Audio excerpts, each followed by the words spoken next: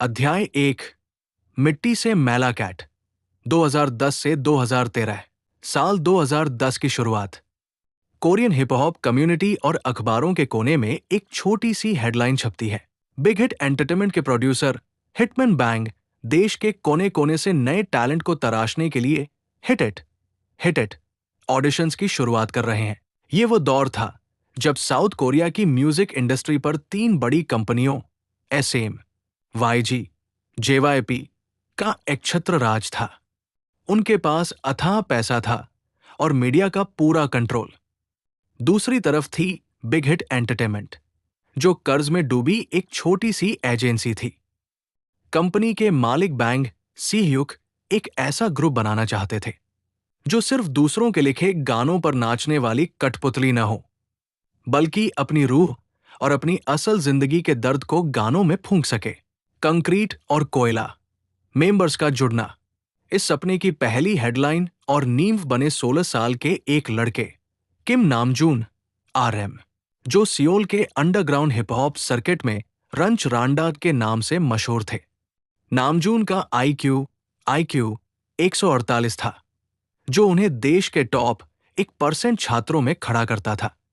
लेकिन उन्होंने पढ़ाई छोड़कर शब्दों से खेलने का रास्ता चुना।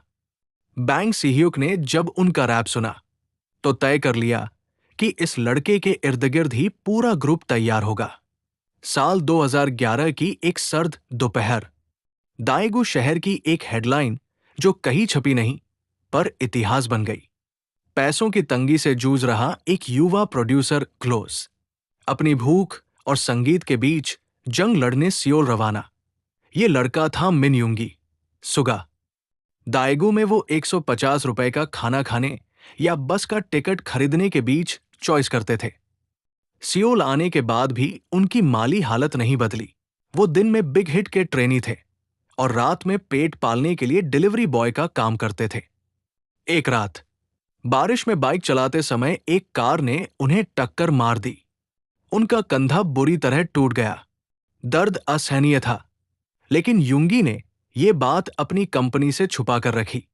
उन्हें डर था कि अगर किसी को पता चला कि वो अपाहिज हो चुके हैं तो उन्हें ग्रुप से निकाल दिया जाएगा। वो टूटे कंधे को टेप से बांधकर दर्द से चीखते हुए भी प्रैक्टिस रूम में नाचते रहे।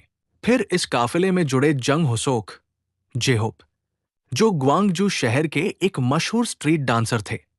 जब वो नाचते तो लगता मानो हवा भी उनके इशारों पर चल रही हो। उनके बाद आए किम सोक जिन, जिन्हें कंकुक यूनिवर्सिटी की सड़क पर चलते हुए सिर्फ उनके लुक्स की वजह से सिलेक्ट किया गया था, जिनको म्यूजिक का मव भी नहीं आता था। लेकिन उन्होंने बाकी लड़कों के बराबर खड़े होने के लिए अपनी रातों की नींद कुर्बान कर दी। फिर एक दिन बुसान से एक 14 साल का शर्मीला बच्चा आया, जियोन जंगकुक। कोरिया की 7 बड़ी कंपनियों ने उसे ऑडिशन के बाद ऑफर लेटर भेजा था। लेकिन जब इस बच्चे ने नामजून को रैप करते देखा तो वो सब कुछ छोड़कर इस गुमनाम सी कंपनी में आ गया। जंगकुक के पीछे पीछे बुसान का ही एक और लड़का आया, पार्क जिमिन, जो Busan high school of arts के मॉडर्न डांस के टॉपर थे। जिमिन को हर दिन लगता था कि वो बाकी लड़कों जितने अच्छे नहीं हैं, इसलिए वो दिन में 20 घंटे प्रैक्टिस करते और रात को सिर्फ 2 घंटे सोते थे। और आखिर में आए किम ताehyung वी, जो एक गरीब किसान के बेटे थे और अपने दोस्त का साथ देने ऑडिशन में आए थे। लेकिन किस्मत ने उन्हें चुन लिया। कंपनी ने उन्हें आखिरी वक्त तक एक सीक्रेट मेंबर की तरह दुनिया से छुपा कर रखा, जिसने ताehyung को अंदर से इतना डरा दिया था कि वो सोचते थे कि शायद उन्हें ग्रुप से निकाल दिया जाएगा।